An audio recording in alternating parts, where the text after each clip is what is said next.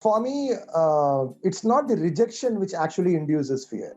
Okay, it's the consequences of that rejection in an organization. Okay, actually makes the salesperson fear. So, what are these consequences? For me, if I have to probably drill down into the consequences, it talks about how is my organization going to treat me, when I go and communicate about this rejection or a failure in a sales. That's what actually induces fear in a salesperson. How am I going to communicate this to my boss? Okay, 2 months, 3 months because of this rejection. Okay, if I'm not going to meet up with my numbers, so how is my organization going to treat me? I think it boils down to a very, very important aspect of the culture and the DNA of the organization. But at the same time, it's also very critical that what kind of a communication or what kind of a management or what kind of a leadership, okay, actually will help this salesperson to sail through such a kind of a scenario. Because we don't have to say we are actually going through a tough market condition, and every salesperson, okay, during this pandemic time is actually going to face a lot of challenges, and he or she is actually facing a lot of challenges. Okay, now the question is, okay, how as an organization can we address this?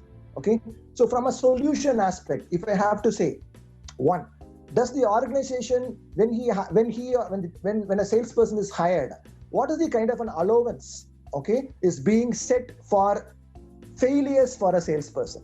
That is fundamentally very, very important. Okay, I hire a salesperson at this cost, fair enough. Okay, I am expecting a productivity or a target of this from a salesperson, fair enough. But at the same time, okay, if it doesn't happen in 3 months, if it doesn't happen in 6 months, what is the kind of extra cost that I'm going to attach? Because that can vary from an individual to individual. So how am I prepared as an organization for the sales risk allowance or a sales failure allowance? That is something is very, very important. And that cannot be a standard one, let me tell you, because that has to be in line with market. So typically what happens is, okay, you hire a salesperson at this cost, that the standard productivity will be this, and you expect the same in a bad market, will not happen. So in a challenging market, maybe the allowance or the factor of safety should be very high. But as an organization, we have to keep that into consideration. That's point number one. Point number two, leadership. What kind of a communication that we have with a salesperson when he actually comes to us with a rejection or a failure?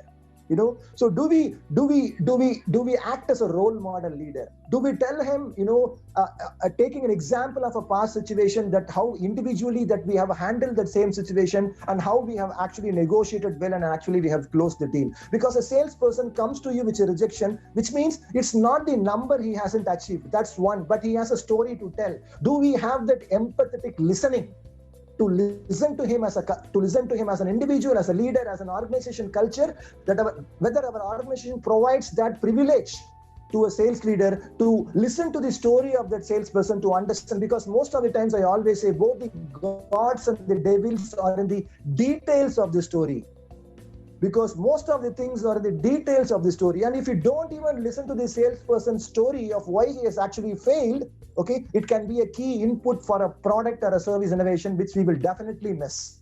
So from that angle, I would say it's very, very important in terms of what kind of a leadership or an empathetic listening that we give to a salesperson when he actually comes to us in terms of rejection or a failure. I think that's the way we have to look at a failure, particularly